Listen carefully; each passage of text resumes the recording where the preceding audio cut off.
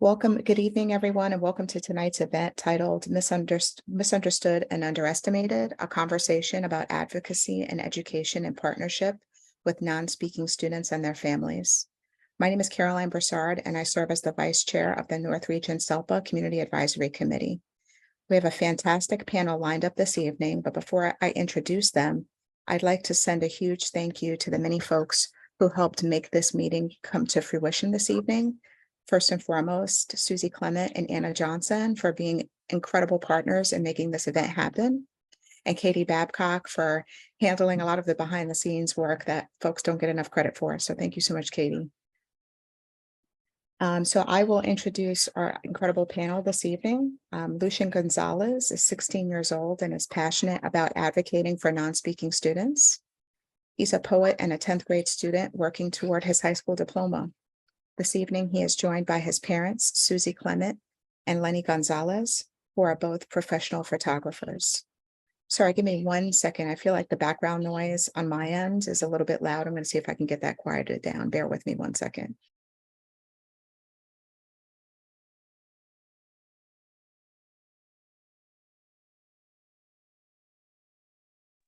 Sorry about that. Okay. Yi Chen is a 10-year-old student who is educating the world about non-speaking autism with his blog, Yi's Voice.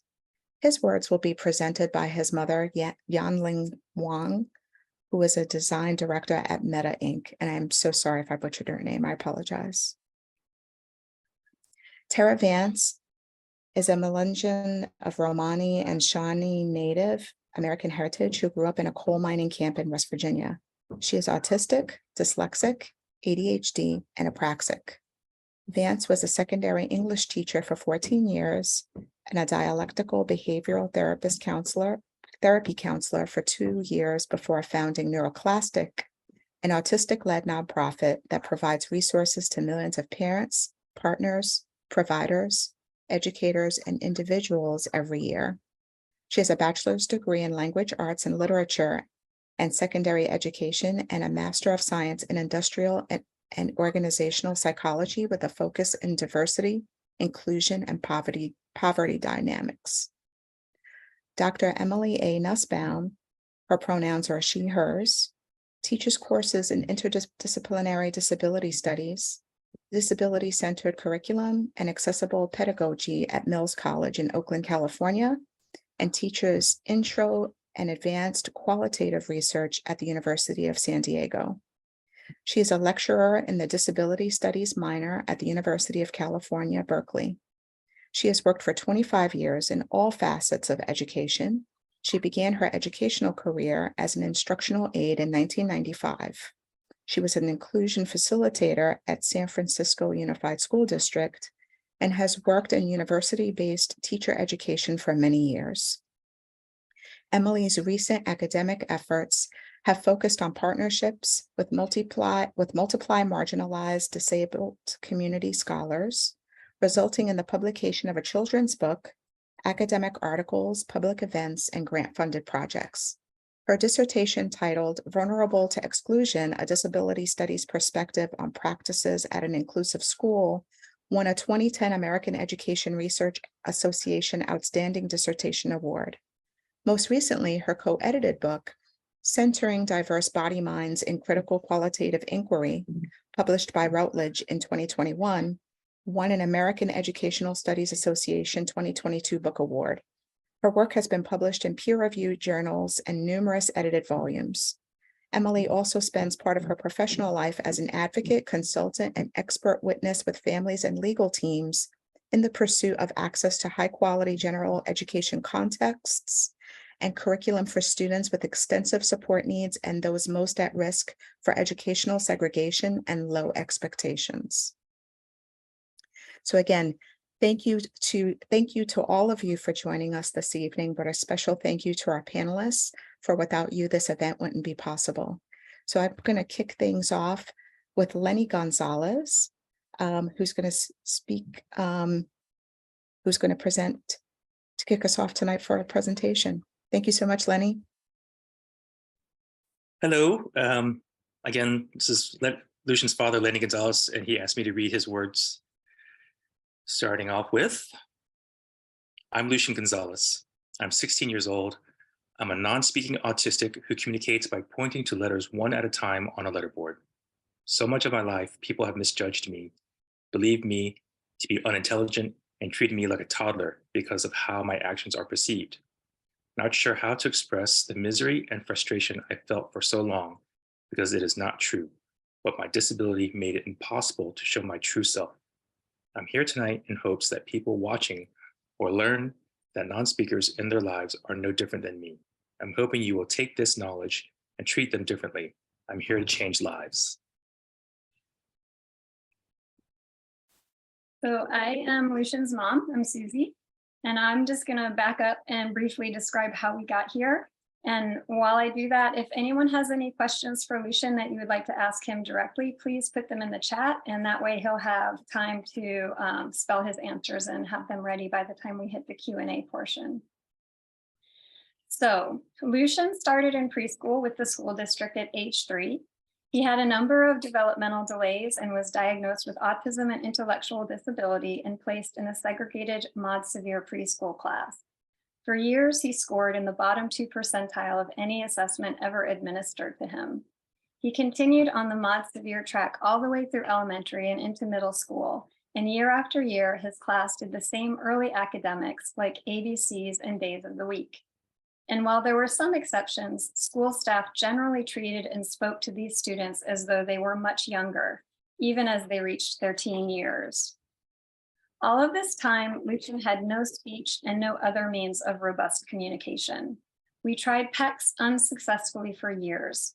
We requested an evaluation for augmentative and alternative communication, but were told he didn't have the prerequisite skills required to qualify for one. With some pushing, we eventually did succeed in getting the evaluation. We got an iPad and tried various communication apps, but Lucian struggled to use them. We were told that it was because he couldn't read, he couldn't decipher the picture icons, and he didn't understand the basic concept of communication.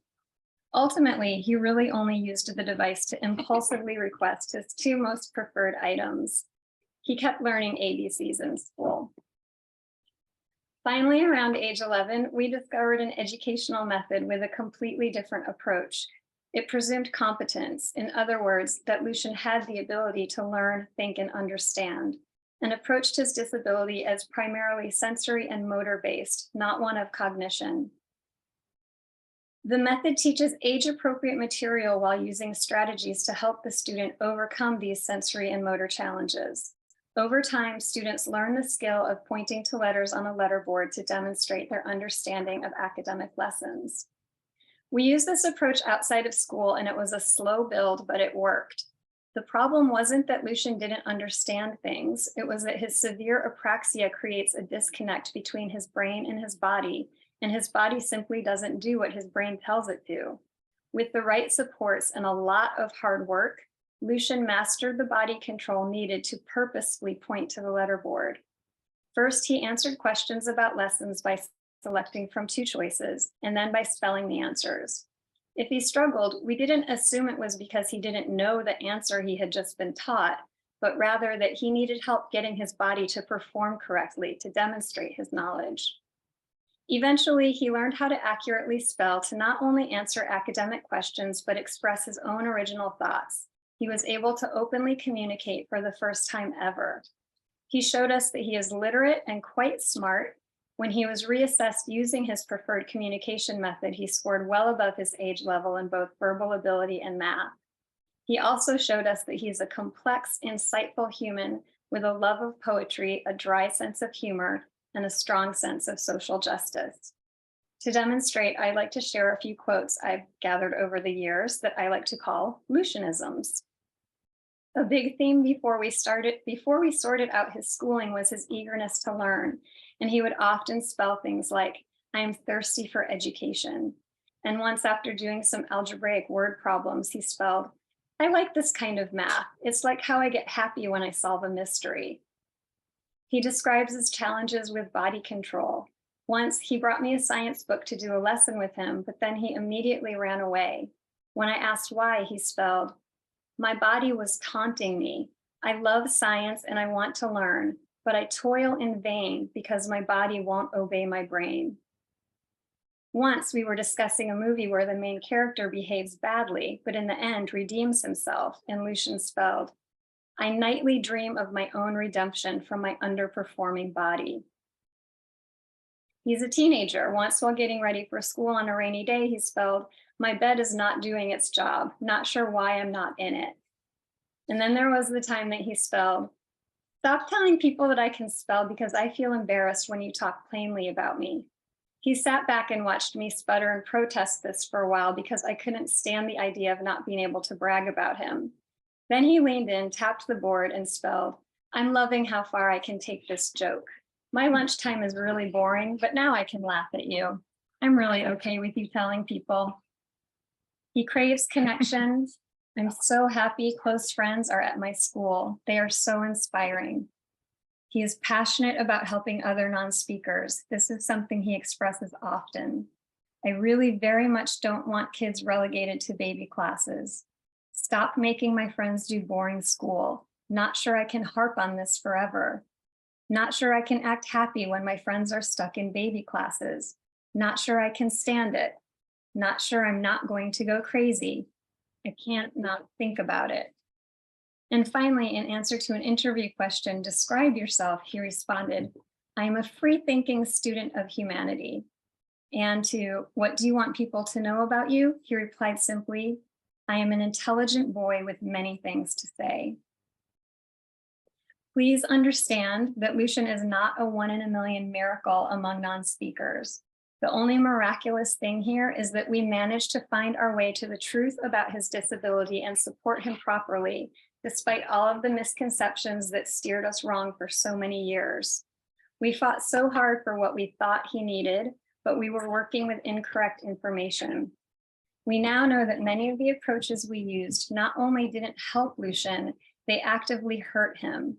Despite our best intentions, we caused our son trauma and harm, a lot of it. It's not easy to come to terms with this, but if we're unwilling to examine and accept our mistakes, we would continue to harm him.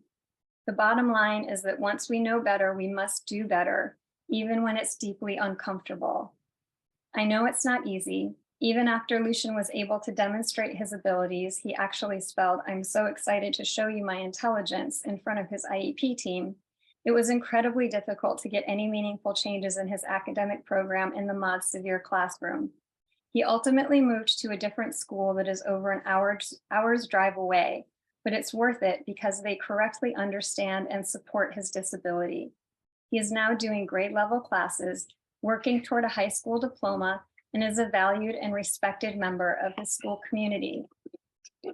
Lucian's experience, which is similar to that of so many other non-speakers, shows us that we need to presume competence in all non-speaking students, all of them, and allow them access to grade level curriculum and effective communication. Here is what Lucian has to say about his experience of school before he was presumed competent to think and learn, and after. At my old school, I felt so helpless. Nobody realized that behind the chaotic movement of my body was an intelligent child who wanted so much to learn. It was okay when I was younger, but by the time I was in 4th grade or so, I couldn't tolerate the really boring schoolwork anymore. I got so angry and I couldn't contain it. School became a daily torture for me. I hurt myself and others when I couldn't handle the overwhelming sense of frustration and futility. My mom tried to change things, but nothing really changed. Too many people refused to open their minds, and it just crushed my spirit. Now I am haunted thinking about all my friends and fellow non-speakers who continue to be trapped like I was. When I started at my current school, it is really hard to express how miraculous the change was. I'd never been in a place where people understood that I was intelligent, treated me respectfully, and didn't talk down to me. Classwork is challenging and interesting. I cannot adequately describe the difference this makes in my life. I now have hope where before I only had rage and despair. I know I can have a fulfilling life. My plea is that people take my words to heart and help us change things for non-speakers. So much depends on people believing in us. Thank you. That concludes our portion. We will now pass the mic to Yanling, who's going to share her family's experience. Thank you, everyone. Thank you for having me to share the story of Yi Chen. You will find the story very incredibly similar to the story of Lucian. I'll start by giving some introduction about Yi, and then I will spend most of the time reading the blogs by him. So Yi is a 10-year-old boy. He currently in 4th grade. He was diagnosed with autism when he was 2. Since he's 18 months old, he's been having all kinds of interventions, therapies, OT, PT, ST, ABA, and then seeing many experts. And still up to today, he has been having 10 to 20 hours therapies every week, ever since he was 2 years old, very busy little boy. And he's in school with full-time one-on-one-A. Due to very severe apraxia, he cannot talk, he cannot write, he cannot use sign language. Similarly to Lucian, he was taught to use PACS or picture-based AAC for many, many years, but still he could not really tell us what he truly wants, besides the very basic like water, bathroom needs, right? The most essential things. So there's no way for us to know what he's actually thinking beyond those basics. Even now, he still cannot nod to mean yes or shake his hand to say mean no because of his disability. But the good news is that we have a significant breakthrough since March last year. March 1st, 2022 was the year Yi said, that's the day I was reborn. With a new communication method that recognized that he's a disability, the true disability, he went from not being able to communicate, reliably with yes or no answers on being considered similarly with intellectual disability to now he has his own blog with more than 100 posts. Now I'd like to read a few because I think he's described himself much better than I can. I'm going to start with May 2022. May 16, today I was able to stay dry in school for the first time in 2 months. I was upset that school didn't provide me with the right material for my education. So I intentionally pee in my pants to avoid doing the silly stuff. But I decided to end the behavior so that I can demonstrate my ability to enter general education. I feel incredibly proud of myself. May 21st. Today we went to an event at Bayland Park in Sunnyvale. I saw David, a student who graduated from UC Berkeley. He's a non-speaking autistic student. He was there with his parents. I was very excited because it gave me lots of hope. I can see my future in them. May 23rd. I'm at school name. I'm going to skip that. It is very stupid and very evil. I'm very upset about how they teach me. I don't want to go there. This is very stupid. They're still teaching me baby stuff. Mom, please take me out of there. I know you're fighting for me, but I don't want to go anymore. This is extremely difficult for me. Mom, please take me out of there. I can't do it anymore. May 24th. Today, I went to Open Mind School. It was the best thing that I've ever had in my life. I really like the students there. They're friendly and smart. The classes are wonderful. The math teacher is very smart. I think this will be a great school for me. I'm convinced it's a top school for me. Mom, please send me there to ease my pain at another school name, to help me learn and to help me make friends. I have suffered long enough. June 16, I'm 9 years old. I like sports. It makes me sad that I can't control my body. I usually watch other kids play. You have no idea how much I like to play. To people with autism, it's very difficult to play. You have no idea how much I desire to play with others. To people with autism, it is very difficult to watch others play without being able to participate. I pray that one day I can play with people. July 18. I used to have lots of tantrums. It is because I couldn't communicate. It was very frustrating. I couldn't talk. I couldn't use sign language. I couldn't use AAC. I felt trapped. I felt pain. I felt frustrated. I hate myself. I hate my family. I hate my friends. After I use RPM, I'm able to communicate. I'm able to talk using the letterboard. I'm free from the prison of silence. I'm free to express myself. Few people in the world understand what it is like to not have a voice. It is the most painful experience I have ever had. I'm happy that I can talk now. I want to help others. Everyone deserves to communicate. And then we sent him to a new school since August last year, and this is what he wrote. August 28th, 2022. I'm at OMS. It is an inclusion private school. I have been here for a week. I like it so far. It's the best school I have been to so far. It helps me make friends. It helps me to learn. It helps me to build confidence. I feel that I belong here. I'm confident that I can go to college. I'm hopeful that I can achieve a meaningful life. September 7. Today, I work on the 5th grade math. I did it right. That makes me feel so proud. I'm so happy. It has been such a wonderful year. I really like to learn. I'm hungry for knowledge. I can finally be who I am. It is incredible to look back.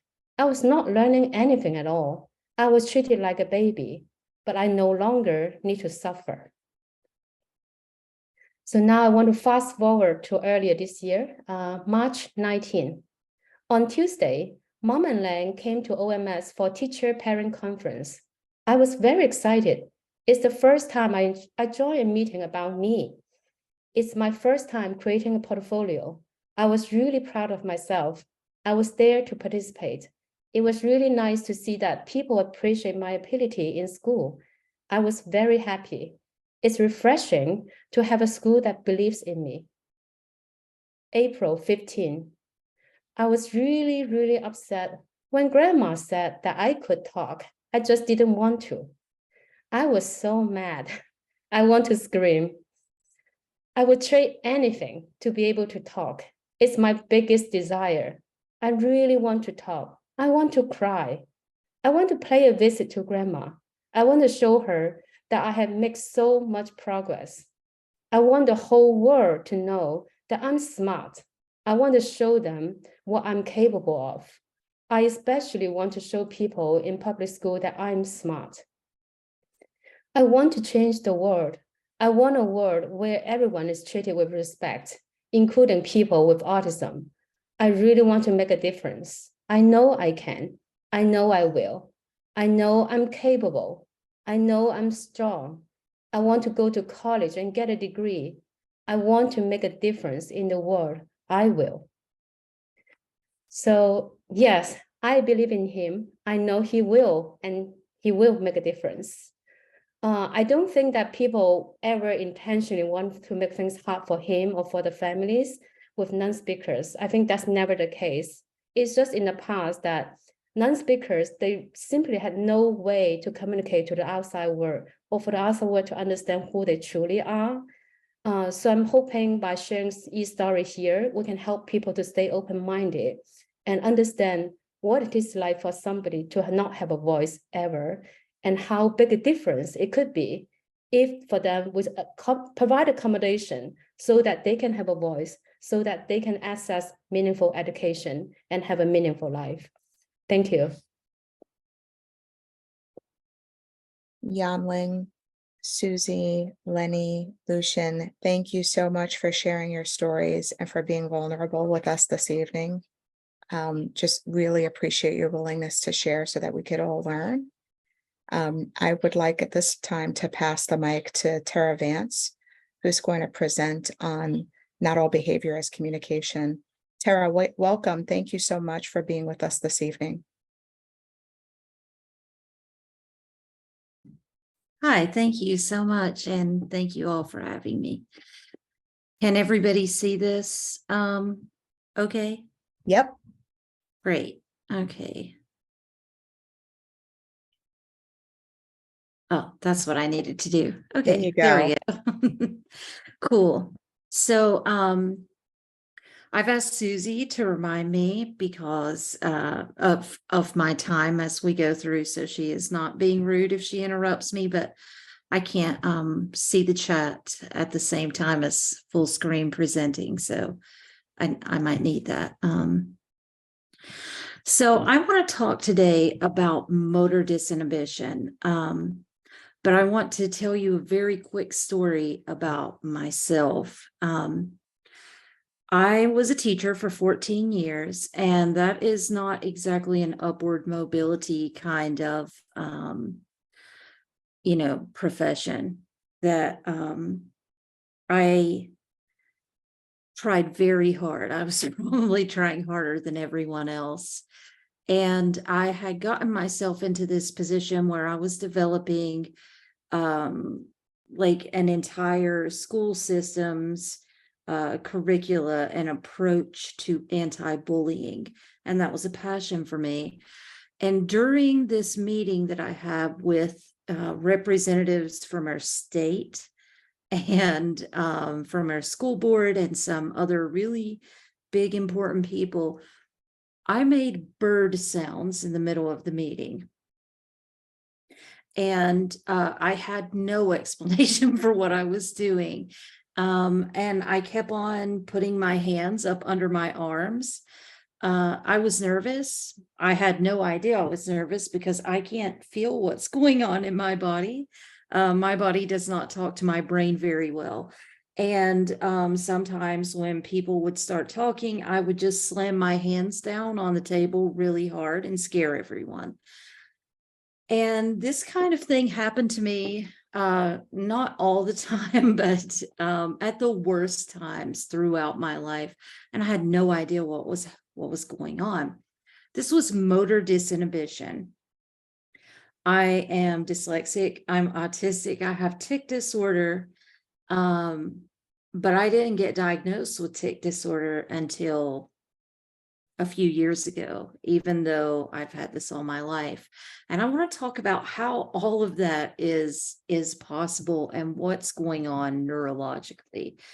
And we have a lot of research that's new just coming out on this topic, and a lot in the works that I have been privileged to be made aware of from research universities all around the world. So I got the inside scoop, and I want to share it with you. So you hear all the time that all behavior is communication, but that is a really harmful topic. And I want to tell you why, especially for non-speakers and who are severely apraxic, more than I am. I am able to speak to you. I'm able to type this independently. So I am apraxic, just like 87% of autistic people, but unlike autism, apraxia exists on a severity scale. So I would put mine as moderate, and I can't always speak.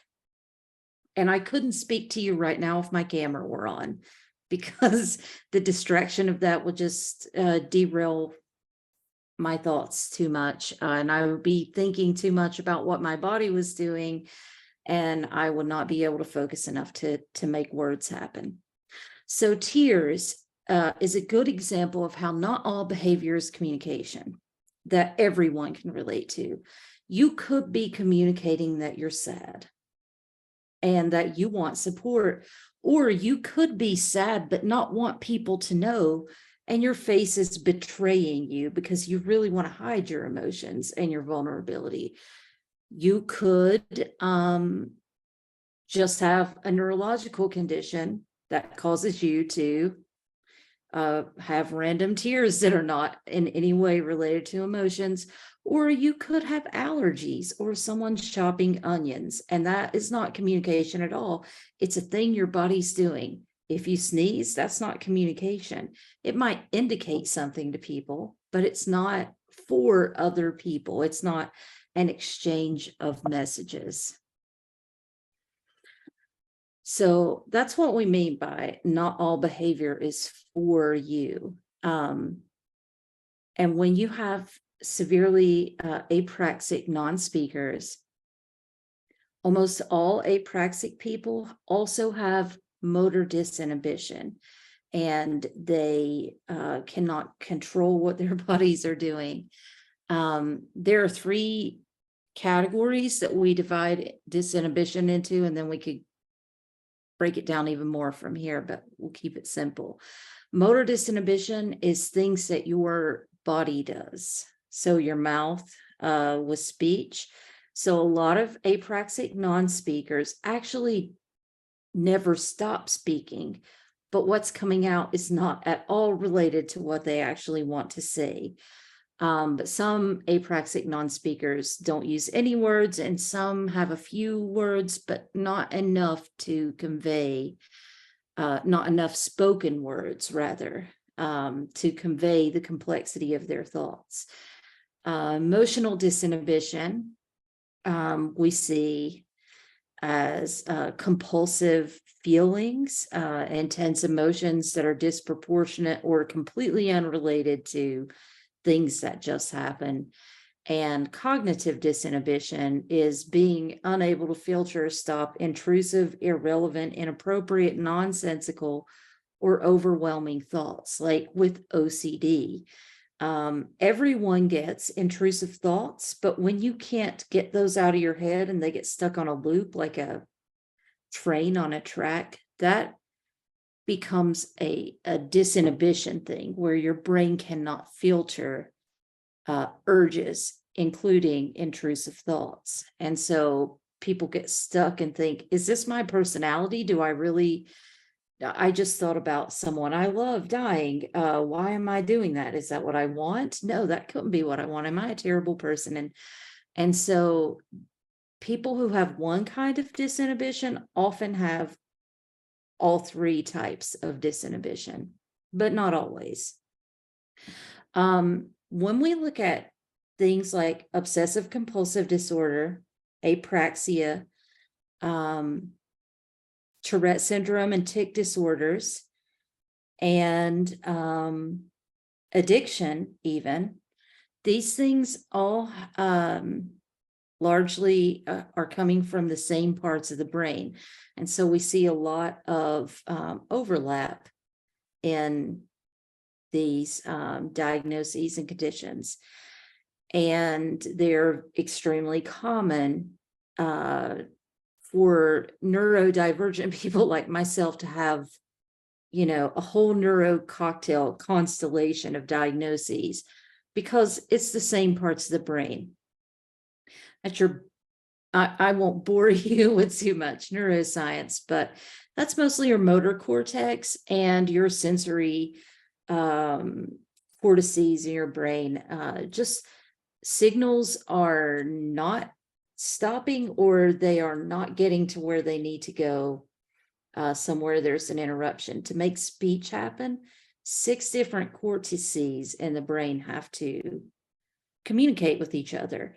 And if there is low or disrupted connectivity with any one of those, then speech just might not be possible or might be unreliable. And so these are some conditions that are frequently associated with disinhibition, and it is possible to have multiple of these at once. Apraxia, autism, autoimmune encephalitis, PANS and PANDAS, which kind of same category of inflammation around the brain that can. So when you see someone with symptoms that come and go a lot, that might be more what you're looking at. Tourette's, tic disorder, coprolalia, which is like screaming inappropriate things, or copropraxia, doing inappropriate gestures that you totally don't want to do. It's like you think it would be so embarrassing if I scream in this conference right now. And then it gets stuck in your head. Oh my goodness, am I about to scream? Am I about to, please don't scream, please don't scream, or please don't pee on yourself. And then you do that thing because your brain gets stuck and your body is like a saboteur. ADHD, OCD. Sarah, sorry, 10 minutes. Thank you. Epilepsy, addiction, Parkinson's, traumatic brain injury.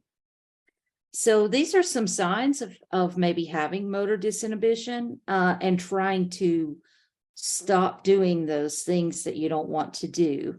And this is how I did not realize that I had tic disorder. Permanent ridges on the inside of the cheeks from biting them. That's me. In fact, when I chew, I always bite my cheeks because I have deformed the insides of them.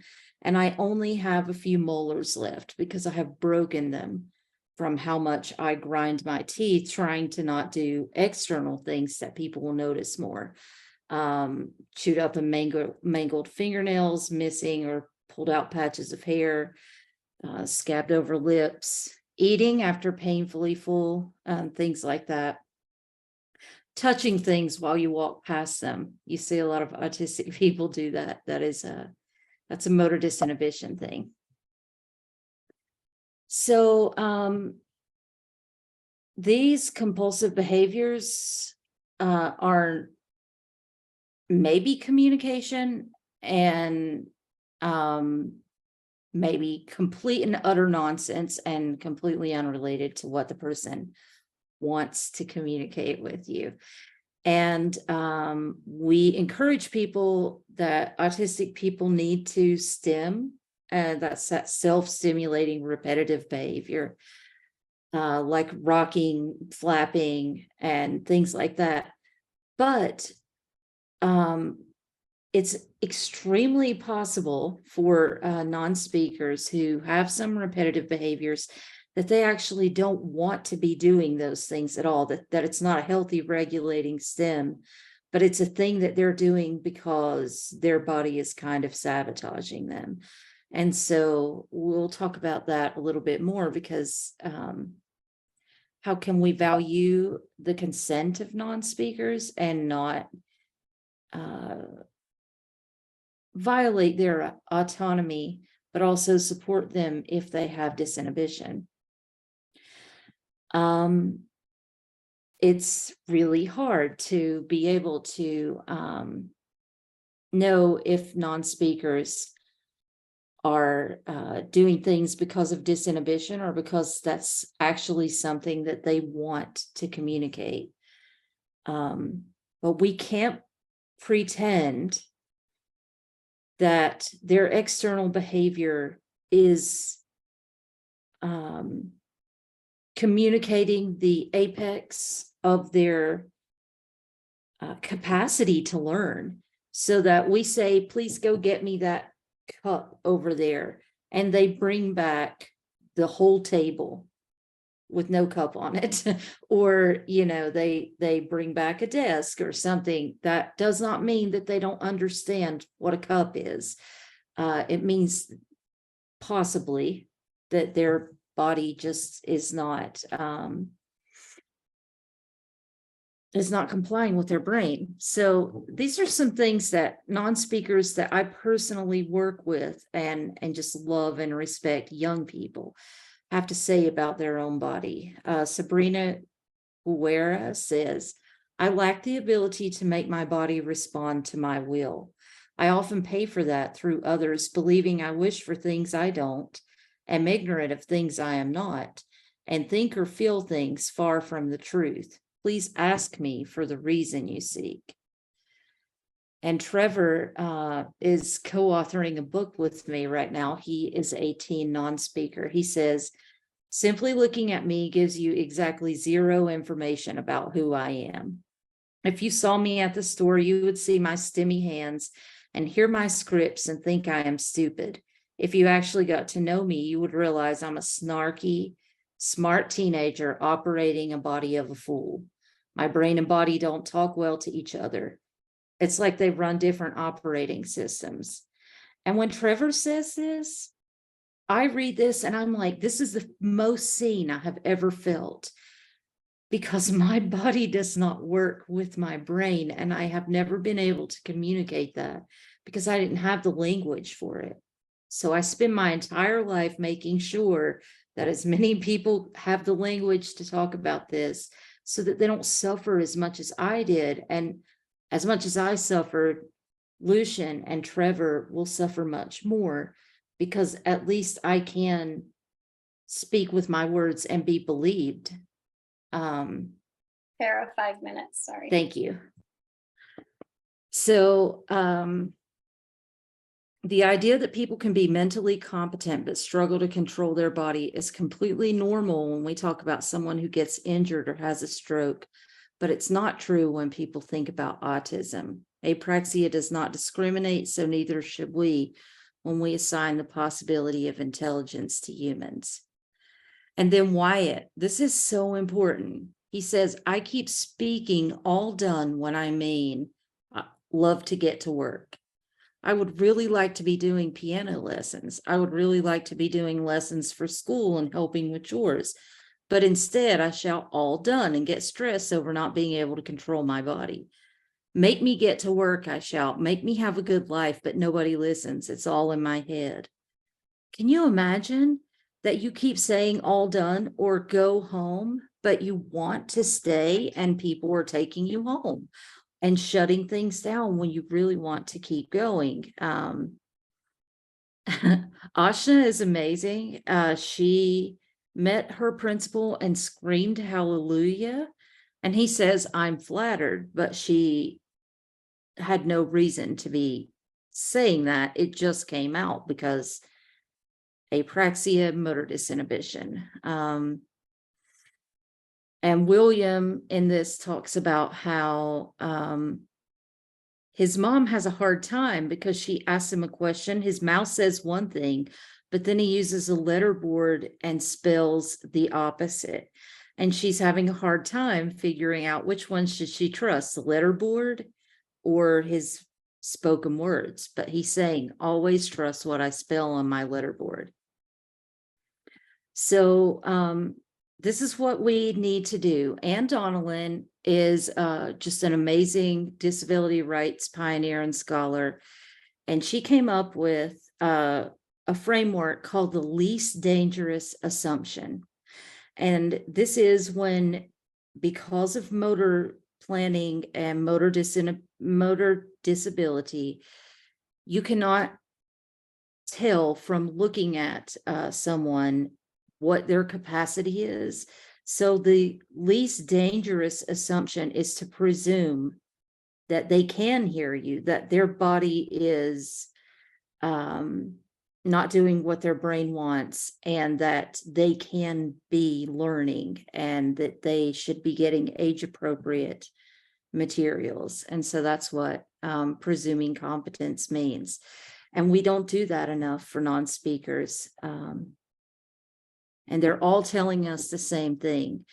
You know about Stephen Hawking, who had ALS, and he spent the last, 20, 30 years of his life completely unable to speak, toilet, walk.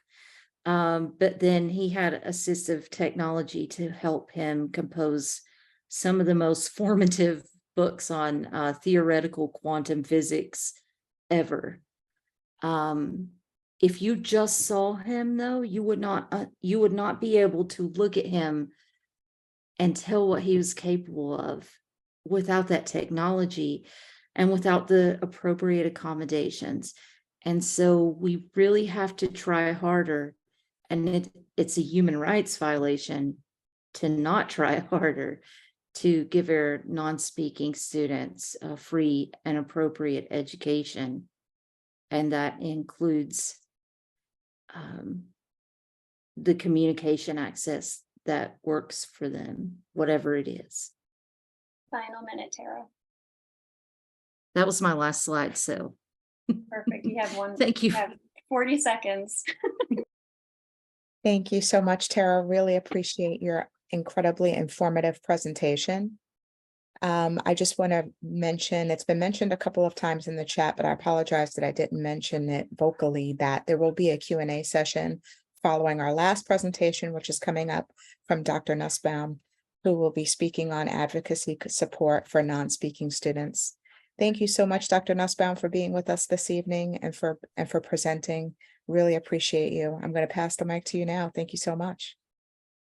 Hi, everybody. Thanks so much for having me. You can just call me Emily. But it's such an honor to be here. When the first time when we met as a group of presenters, I've followed Tara's work in the Neuroclastic site. And so it kind of felt like me to meeting, like I was meeting a celebrity. And every time I get to hear from non-speaking folks and their families, it's also just such an honor for me. So thanks. I'm going to share my screen, and I'm happy to share my slides. Otherwise, if that is helpful, will you just remind me the amount of time I should keep myself to, because that'll help me. I can monitor it as I go through. Probably need a reminder as well. But 15 minutes. 15. Okay, terrific. Okay, let me go ahead and share the screen. Okay, and let me do presenter view. All right, can folks see that? Oh, hold on 1 second. My computer's really tired at this point in the semester. Can you see my first slide, or do you see my whole presentation?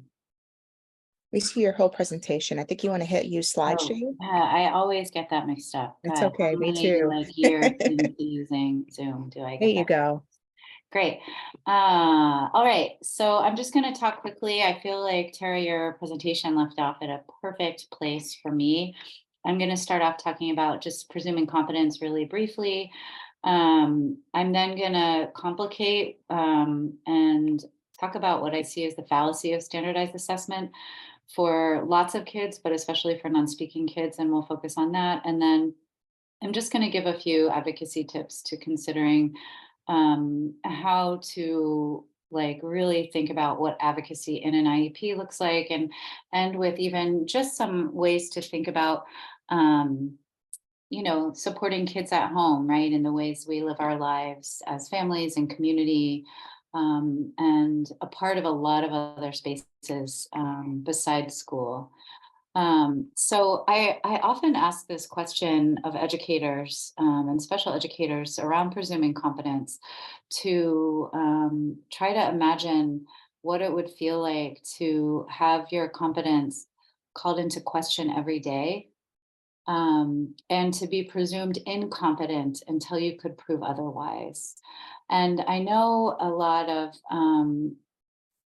of young people experience this, but this idea of being presumed incompetent until you can prove otherwise is actually sadly often really embedded into many of the practices in traditional special education, right? And we can see this in the ways that there are readiness models for access to something, that we limit, say, communication supports to PECs, and making this very limited set of requests of like taking a break, having something to eat, we limit communication to that until kids can prove that they should have access to anything beyond that. And so I think it's a really important thing to reflect on, even though I do believe those of us who don't experience this daily can't actually possibly fathom what the lived experience of being presumed to be incompetent until you prove otherwise is.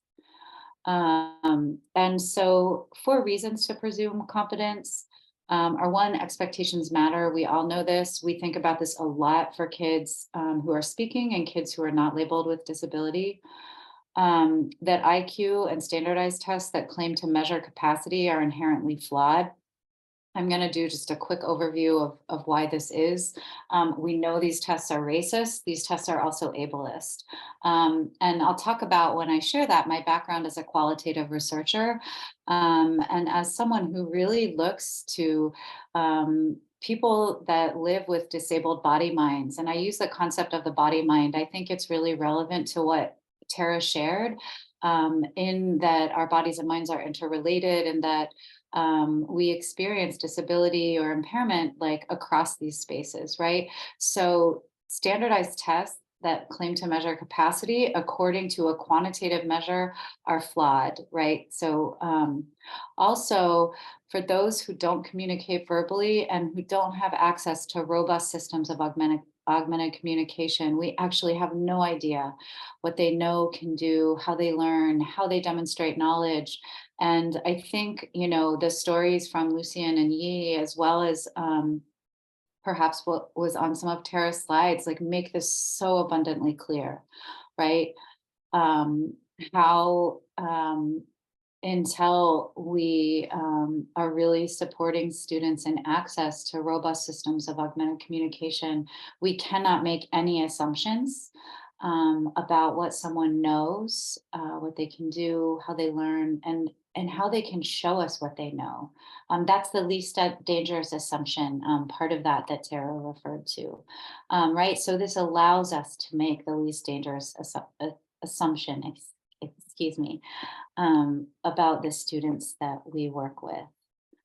And I just love this quote from Doug Bicklin. He was one of my mentors. He is the retired dean from the School of Education at Syracuse. And he simply stated it this way, that if you want to see competence, just look for it.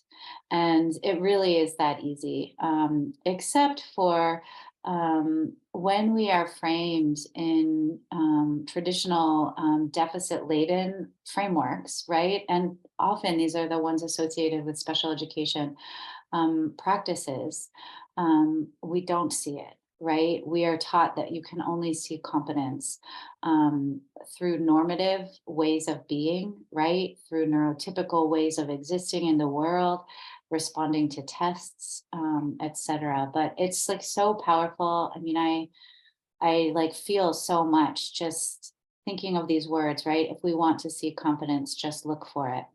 So I'm going to kind of skip over this next set of slides. If you ever want to go back and review, which isn't required, I put them in here because for me, these questions, if we turn to thinking of what I talk about as the fallacy of standard assessment for non-speaking students, it does come back to this question of epistemology. And epistemology is how we generate knowledge, right?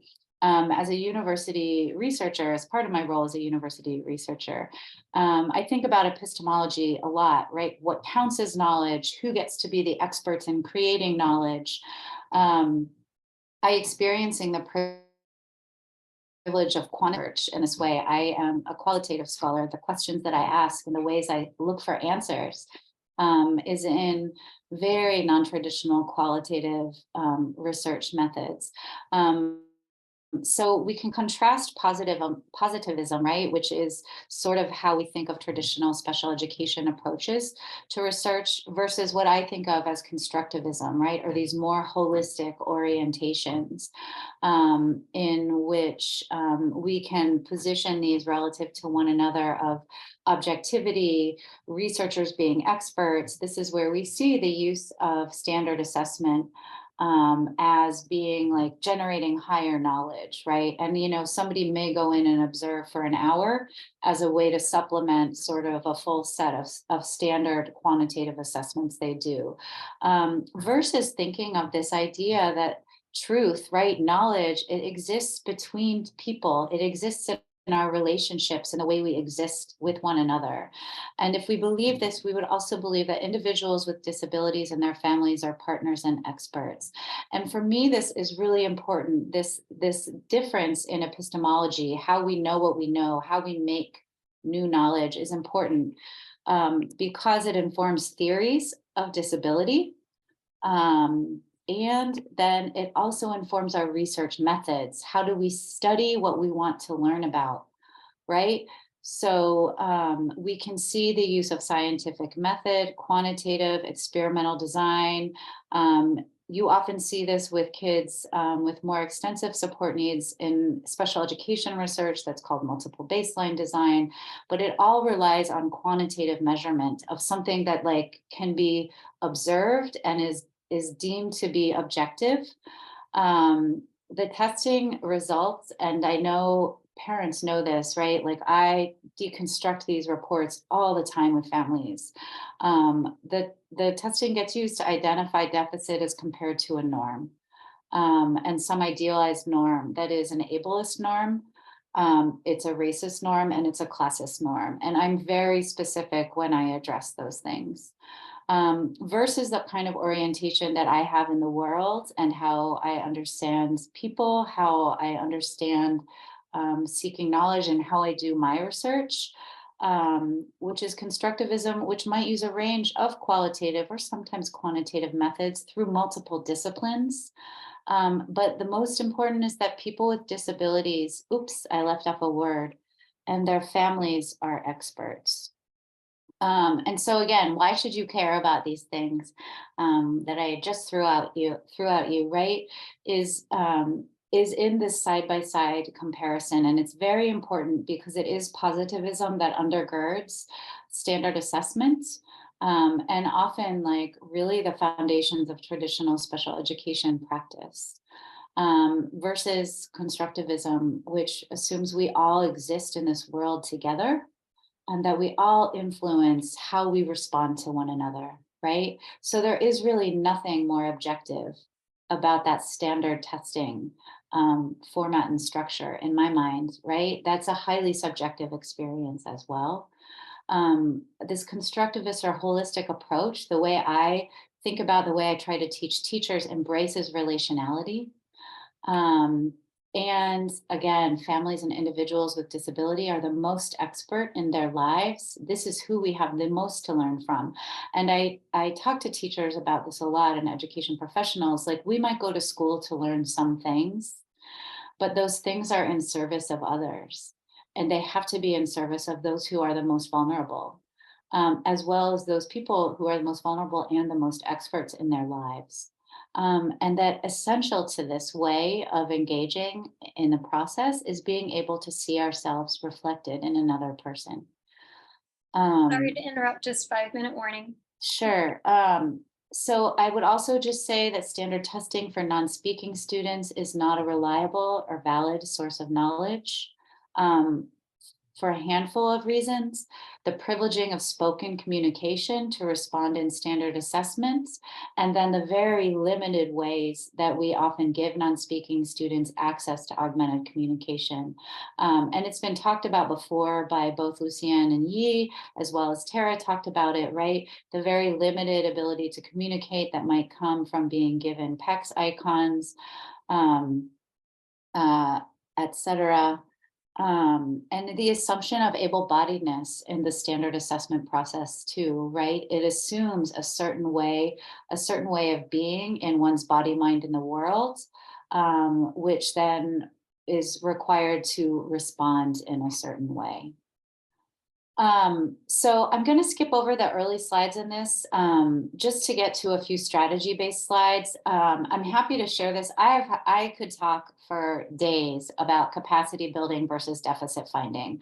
And a lot of my work in that area is based on a sort of, narrative analysis. So analyzing the narrative representations of kids in reports over years, in IEPs, and in meetings, right? So analyzing the way kids are represented and how it reflects either seeing them through this framework of capacity versus through this framework of deficit. And so the early slides are related to that. I'm happy to share like a full presentation on that. I have something that's been rejected by some special ed journals a few times related to that, but that has appeared in a parent advocacy newsletter.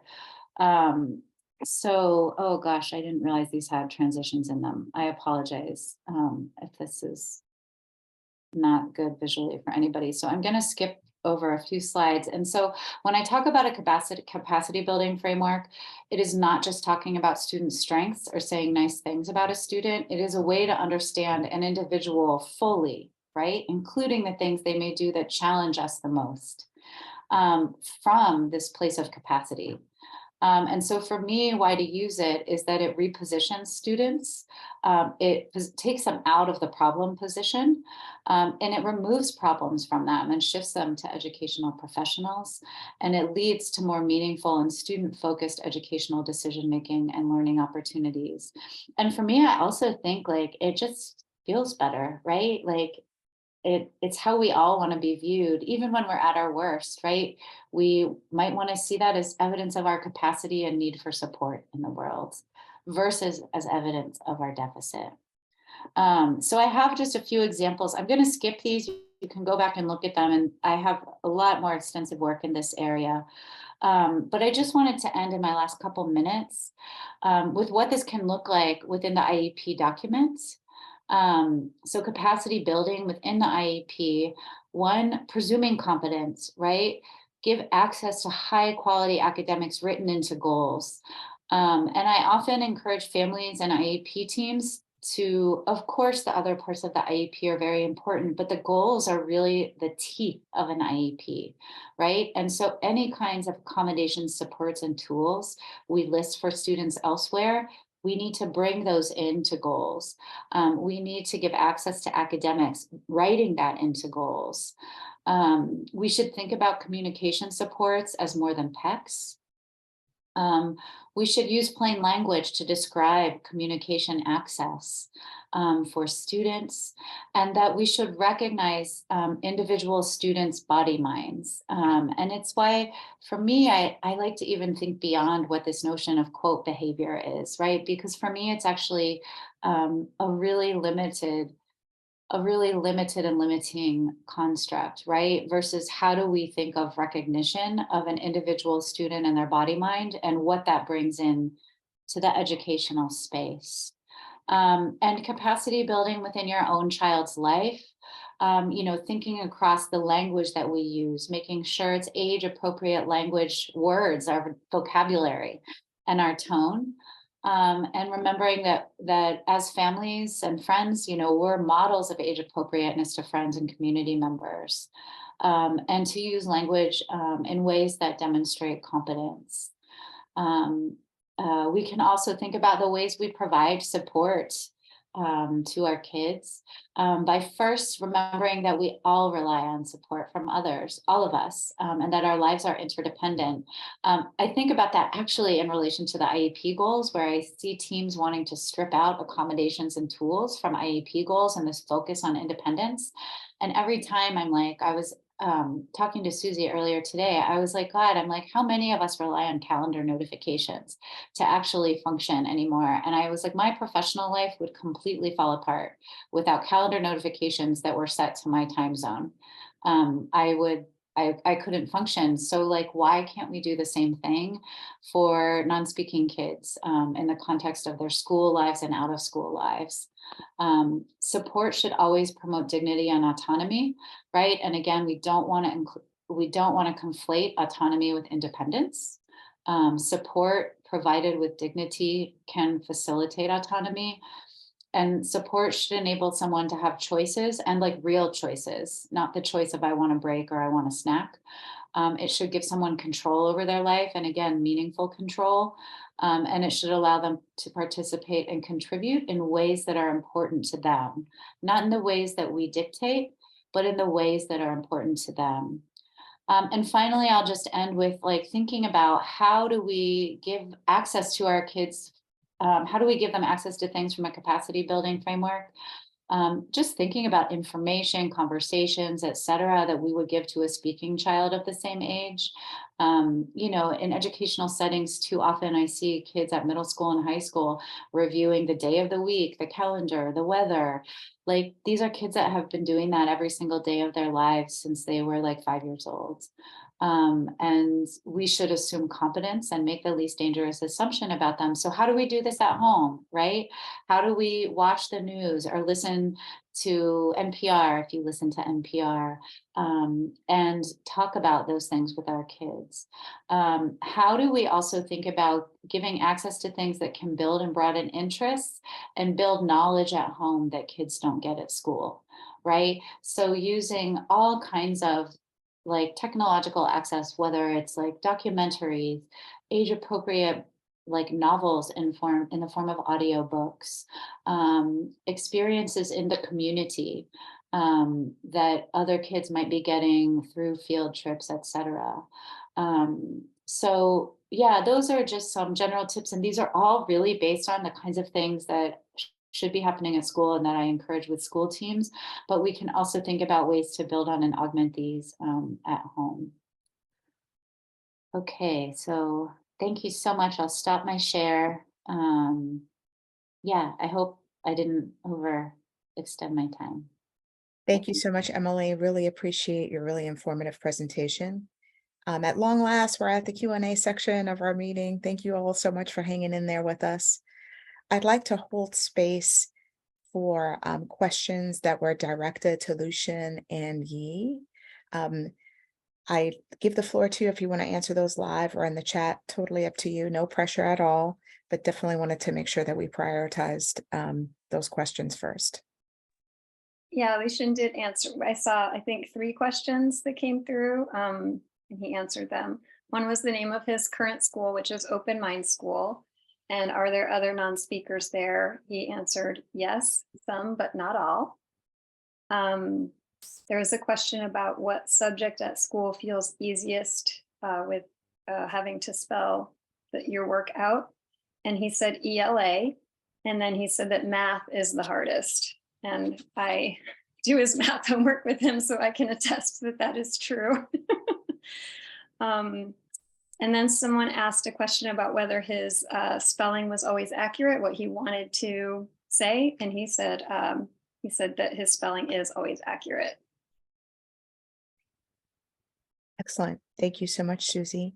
Sure. Yang, were there any questions for you or for Yi that you'd like to address? I don't think this question is just for Yi, but I do see a question about probably for both Lucian and Yi about what will it take? What can parents do to get schools on board with meeting these students' education needs? Unfortunately, there's no easy answer. Lucian, Susie, if you have some, please speak up. One thing is that I think the understanding awareness about how non-speakers truly are and how to better support them is still something very new. So many schools still struggle to understand what it means and how to support them. We actually just had a conference on Saturday for the non-speakers, and we'll have about over 143 people registered for the event. Out of the entire audience, I think I'm personally only aware of maybe less than 5 families who were able to get public school to truly meaningfully support them to communicate, which is really hard. So we still have a lot of work to do to make it really work for our students. But Susie, yeah, if you know more than I do, you have been on this journey longer than me, so please. I think if I knew more than you, Yanling, we wouldn't have a need for this session.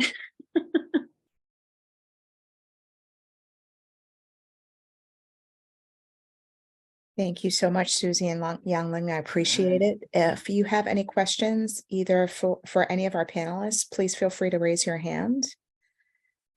While folks are getting questions ready, if that is the case, I'll take one that I see in the chat. And it's quite a long one.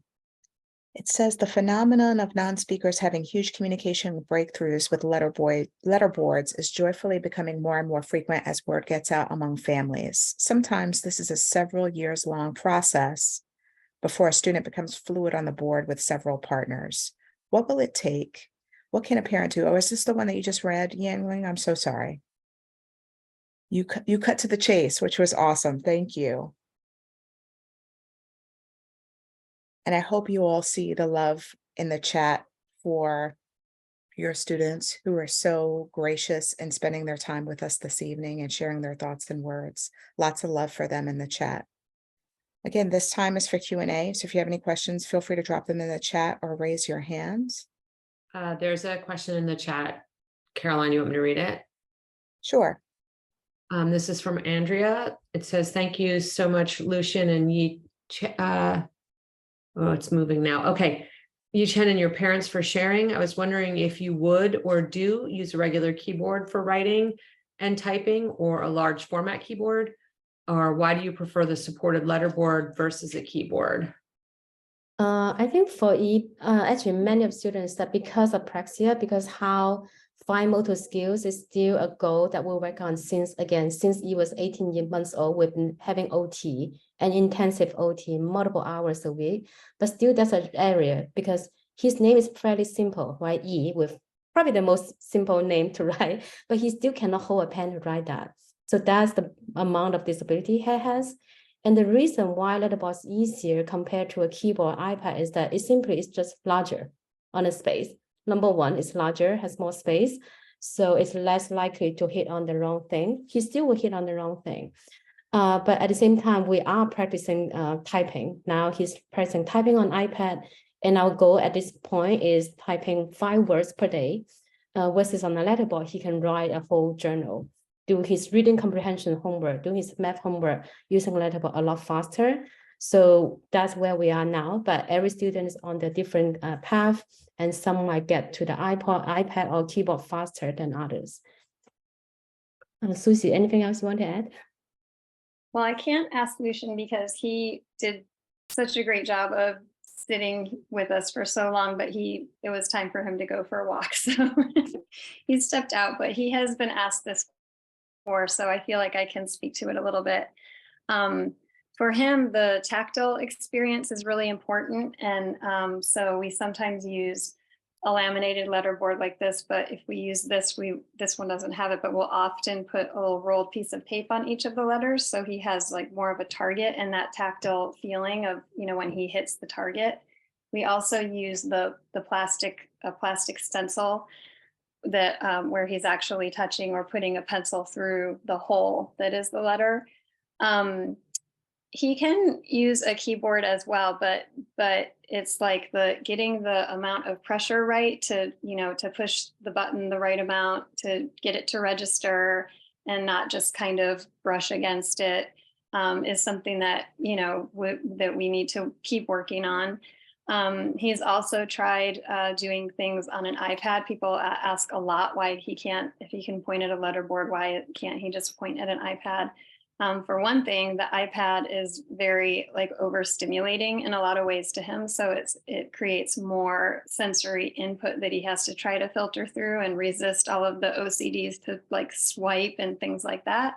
But the other thing is because it's just completely flat and he can just really easily brush against something and have it, register when he didn't mean for it to register. It's just not a practical option for him right now. Yeah, that is something that a lot of non-speakers have a really hard time with high-tech AAC because, for one, especially the picture-based anything,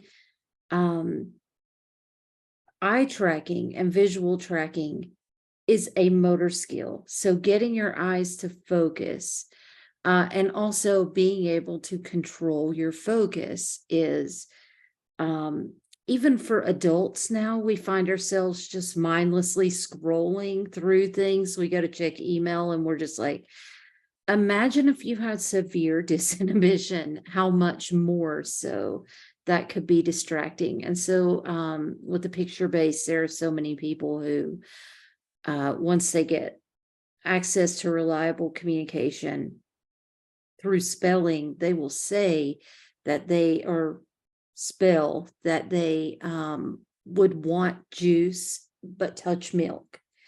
And then, or they would try to type something and throw the iPad and break it and then get in trouble. And so they would have trauma association with the technology because they couldn't control their bodies. But the main thing is these low-tech letterboards are boring, right? They are visually boring. They're non-distracting. With the laminate board, you can roll it up so there's just one line at a time to help with the eye tracking. I graduated valedictorian, but I could not read until I was in 5th grade. I went from being by far the lowest performing student in my classes because my eyes could not track, but no one in the 80s understood that. And so there are a lot of reasons that people start out on a letterboard, but it's becoming a lot more frequent now that these methods are more honed and practiced wider, that there are a lot more people who are transitioning to keyboards.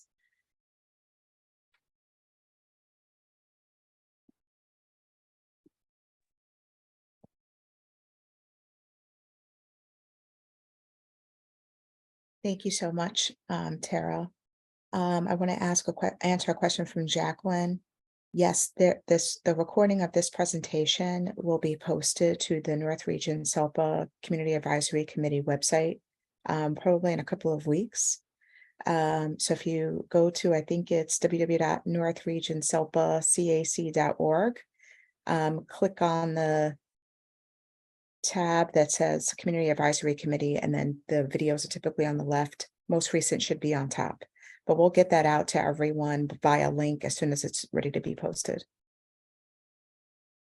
Let's see. Want to make sure I get any of the questions in the chat. Again, if you have any questions for our panelists, feel free to raise your hand if you'd like to ask it live, or you can drop it in the chat. I see one from Brian. I am curious about what the process looks like to communicate live with Lucian or Evie willing to demonstrate how this interaction works for something like what they would like to have for breakfast. Well, Lucian has stepped away, as I said, so he can't do that. But we do have a Caroline, if you want to put in the link to the Google Doc with some resources for people, for non-speakers. One of the links in there is a link to a video that we made about Lucian that actually pretty much shows his entire process of how, from his very first session of just pointing at choices written on paper to getting to the point of spelling and also handwriting. So if you take a look at that document, you'll be able to see much more than just what he wants to have for breakfast.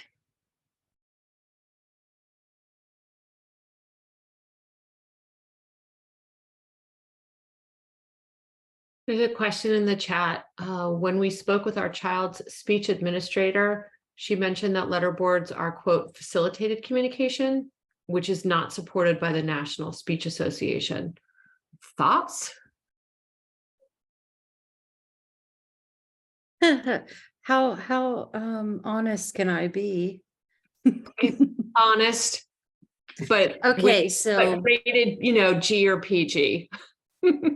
of course. I have personally been in the trenches for years. I run the largest autistic-led nonprofit in the world, and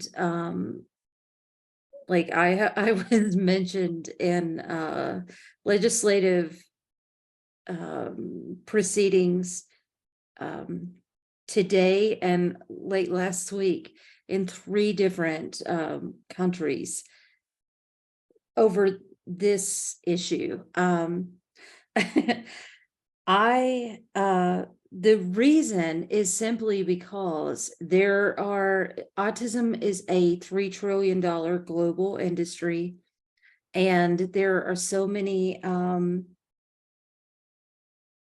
there's so many power players who are their work is going to just totally be usurped. And behaviorism, when someone's body doesn't work and you can't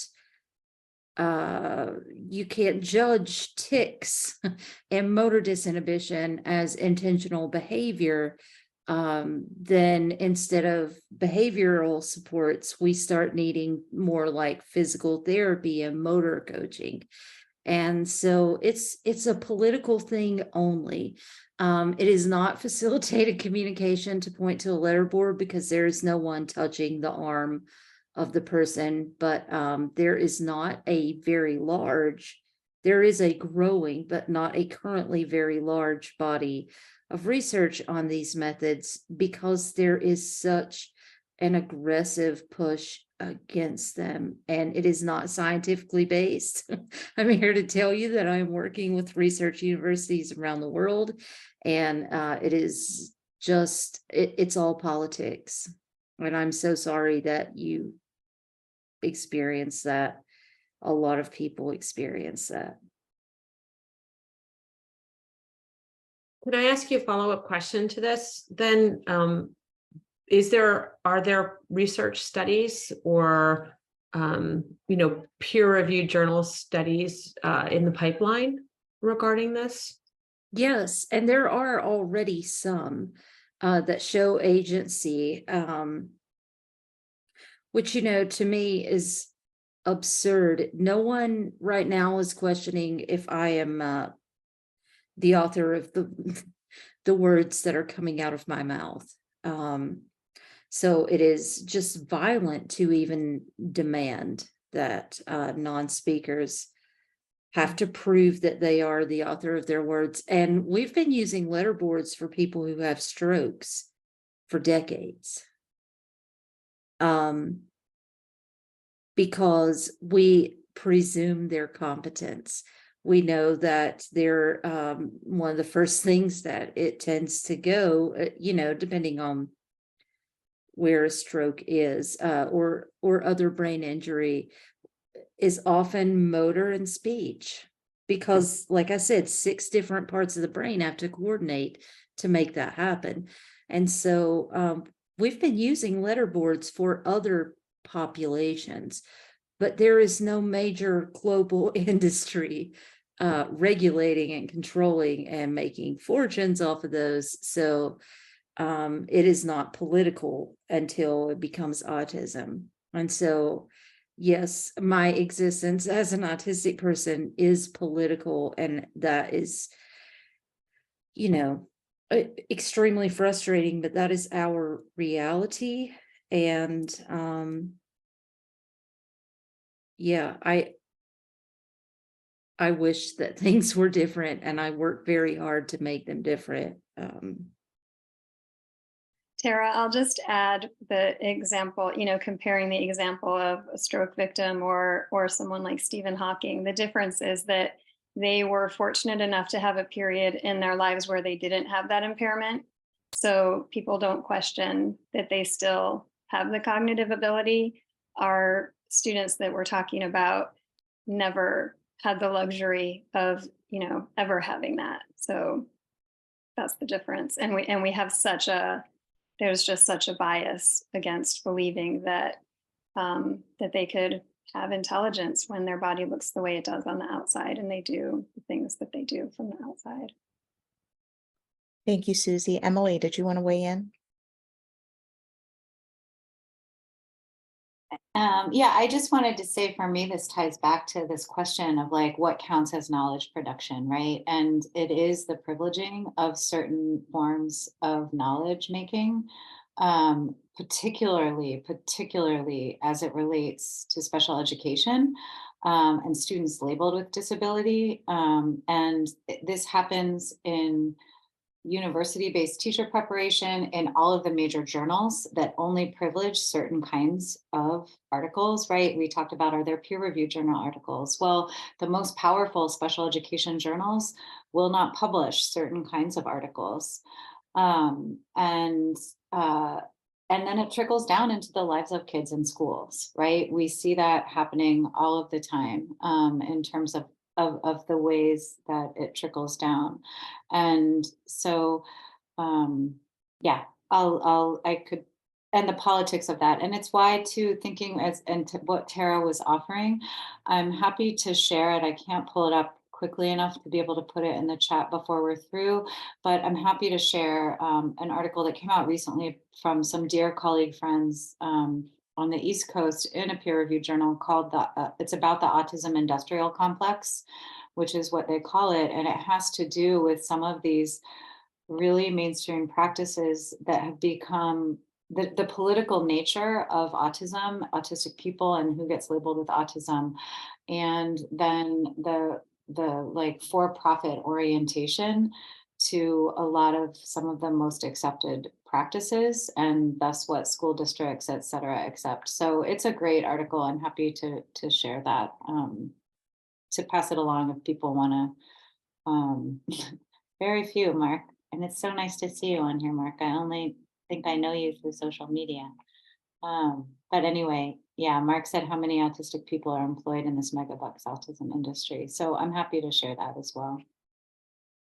I'll also add again in the document that Caroline put in the chat, one of the organizations listed is called United for Communication Choice. And if you go to their website, they have a compilation of the research that does exist. I have some very extensive reference lists. I'm trying to, if the host can let me in on my other device, I will post the links to my sources, and I have one on motor disinhibition and, apraxia and all the things that I've started putting summaries up of the research just to make it easier to go through, but I will put those links in the chat. Thank you so much, Tara. Katie, if you could let Tara in on her second device, that'd be really helpful. Anna Johnson, I see your hand up. Do you have a question? I don't, but there were two other questions in the chat that were further up, and I wanted to let folks know I see you, and I want to say them. So the first one was Rachel, great talks. What is the plan to fix schools? And then the other one was, I'm wondering again for Susie and Yang and Tara Vance, how did you learn to read and spell right if it was never taught in the SDCs? Thank you.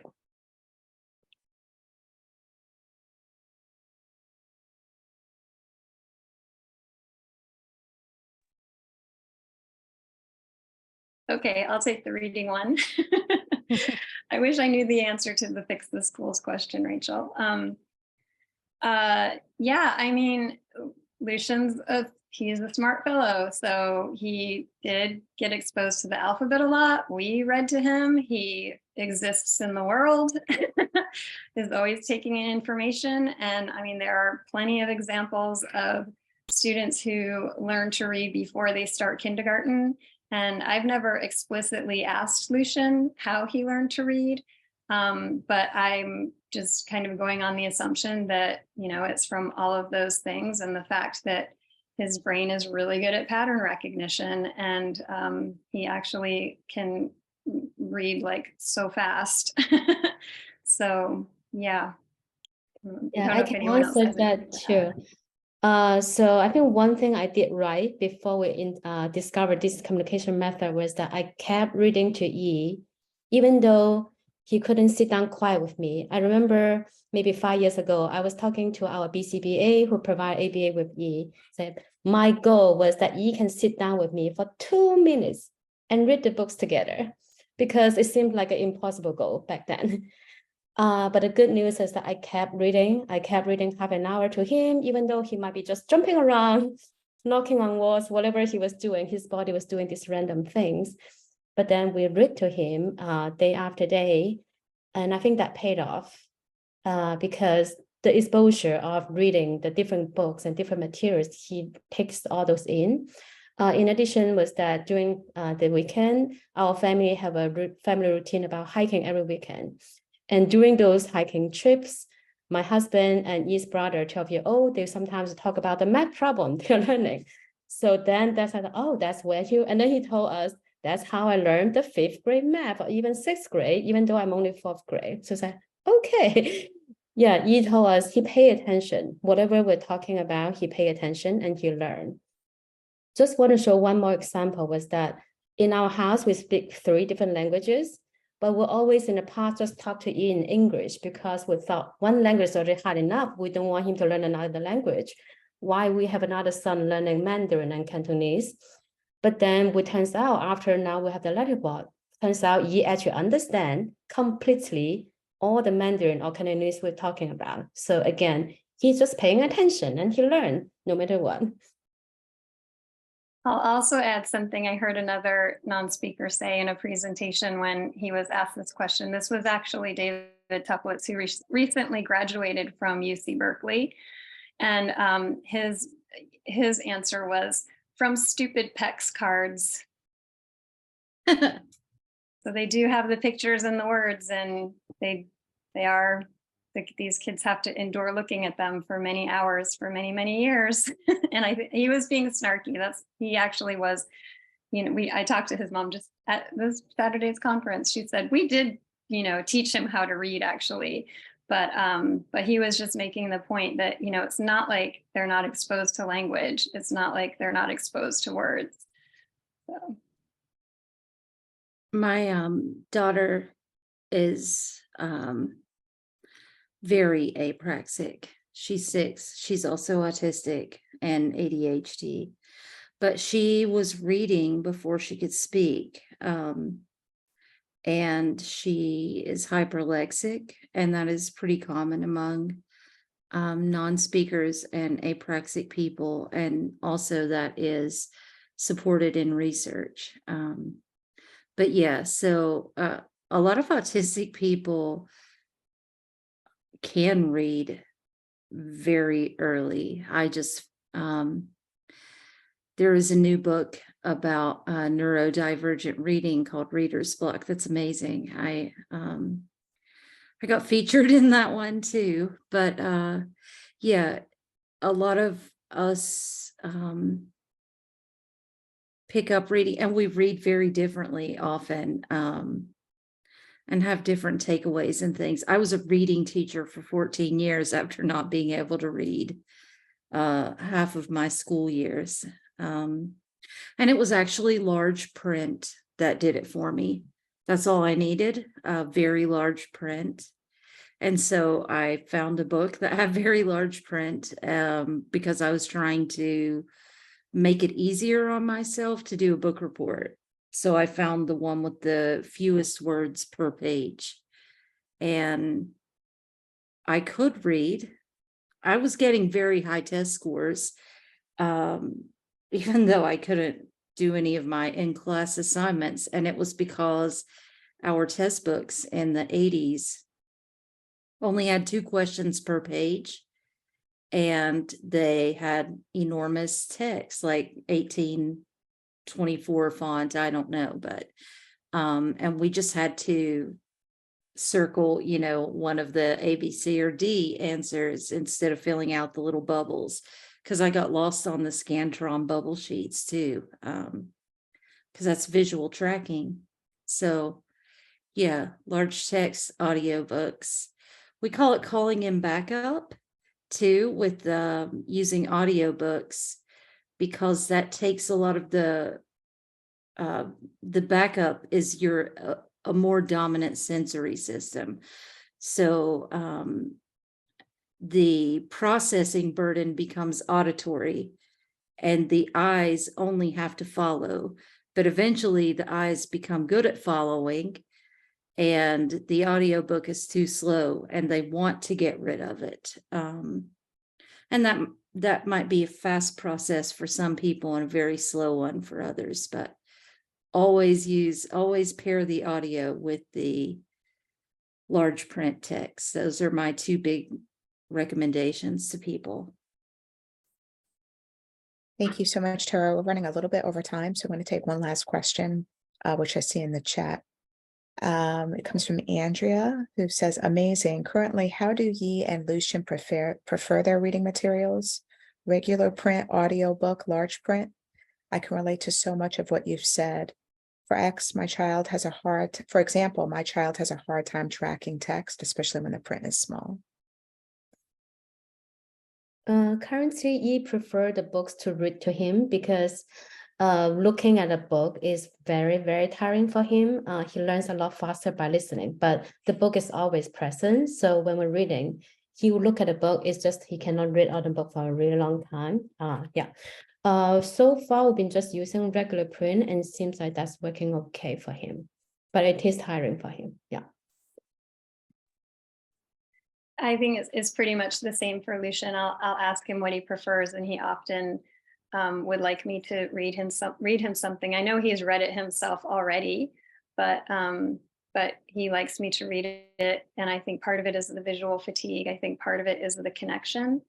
And I will also say that there is an aspect to this educational method that actually helps teach the eye tracking. So it's about much more than pointing to letters on a letterboard. And we actually have done some work that's specifically geared towards helping him be able to control his eyes well enough to, go from left to right, word to word across the page.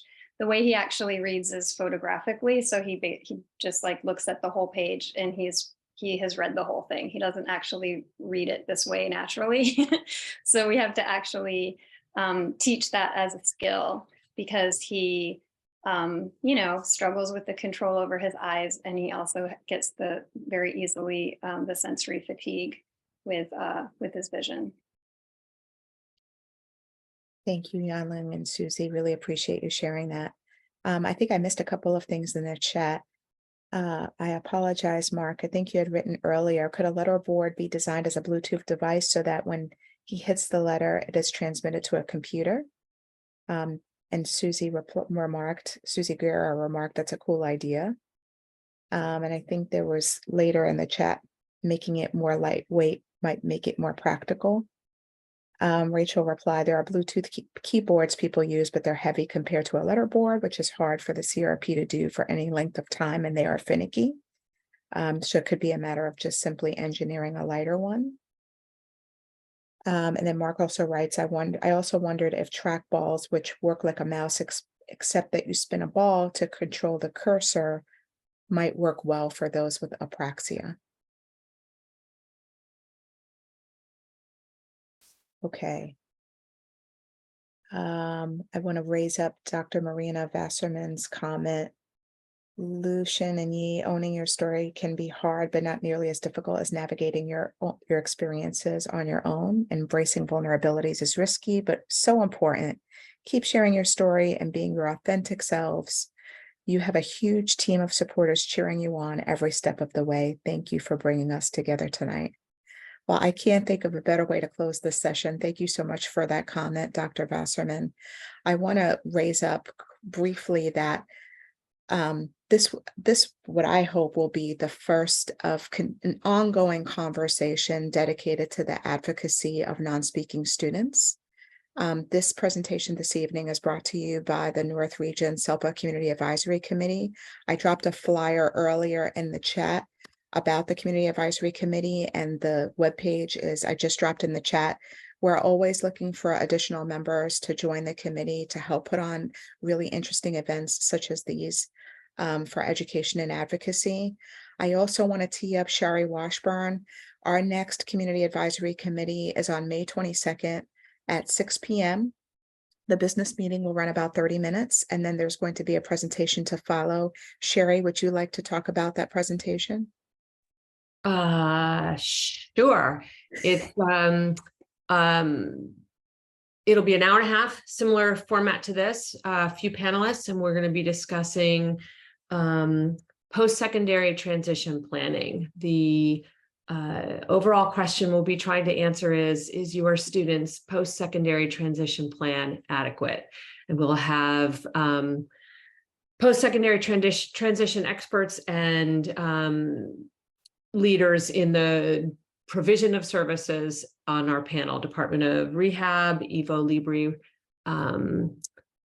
someone from the Pediatric Epilepsy Fund. That's not the name of it, but it's close to that.